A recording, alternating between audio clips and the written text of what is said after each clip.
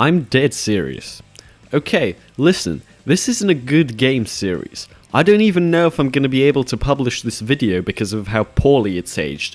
It's far too edgy and offensive for me to even talk about 90% of the content or do a series review like I normally would. So yeah, I'll be skipping over quite a lot of details. For one, because the creator has since disowned this type of stuff, and second, because I know this all sounds pretty bad, but you just have to trust me on this. In fact, the only reason I found out about it was because I read it had Blake Schwarzenbach from Jawbreaker as a playable character when I was on their Wikipedia. Turns out it has a ton of references to that kind of culture, and when I say culture, I mostly mean music.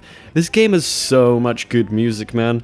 I mean, look at this. Emogame 2. Main menu shows you the characters and a bit of info. We have... Most of these are real people who have influenced the emo scene, so it's pretty cool, and also kind of funny to imagine all of them living in the same town and ganging together. Now, you might think this is a weird thing to make a video about considering I'm specifically talking about the ending of the game, but first you need to understand the context of what you've been doing in these dumb little flash games up until this point. Emogame 1 and 1.5 mostly focused on you going against yuppie pop culture to stop emo becoming mainstream, which clearly worked, with a crap ton of culture references and obstacles in the way. The biggest obstacle of which was this goddamn platforming section that didn't let me finish the game. 1.5 was mostly just a teaser for Emogame 2 where you fight through hell, except instead of being Doomguy, you Alkaline trio. Like I said, very 2000s, very edgy.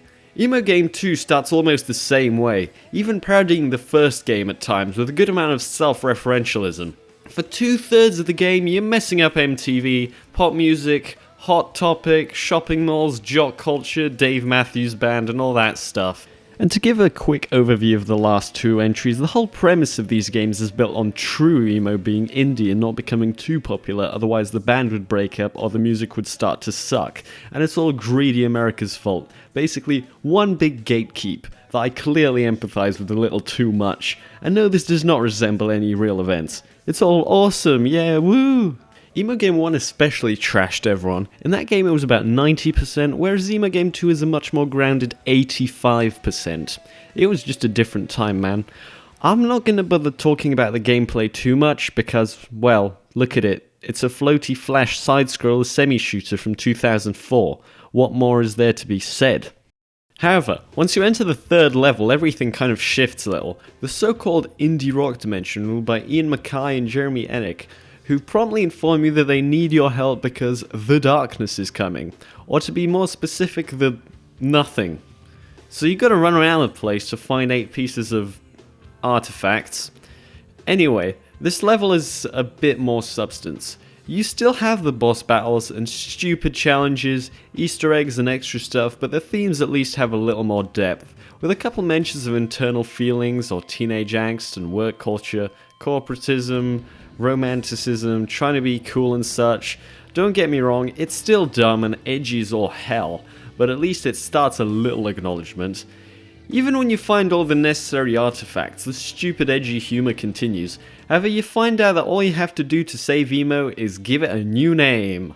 And then it drops the following lines. It has to be renamed by a human. What the f*** are you talking about? We are human. You mean human? Nah, you're some crappily drawn pixel art in some loser graphic designer shit-ass video game. How do we find a real human? You must travel to the edge of the indie realm and emogame.com. Eventually, on the way there, you get lost and go inside a temple of all the adventure where the supposed final boss of the game tells you that it wasn't bad corporate music that ruined independent. The nothing is your own fault. Because you preach about everything sucking, but then sit on your ass and talk about what's good and what isn't. And when you aren't doing that, you're playing idiotic flash games when you could be writing music or doing something with your life. The nothing is the time you wasted playing fucking Emogame. The final boss doesn't even matter, because the game just obliterates the fourth wall some more and says the fact you've even gotten this far in the game is proof that your potential is being consumed. It ends with the game saying that if you want to beat the game, you need to do something. You need to rename Emo.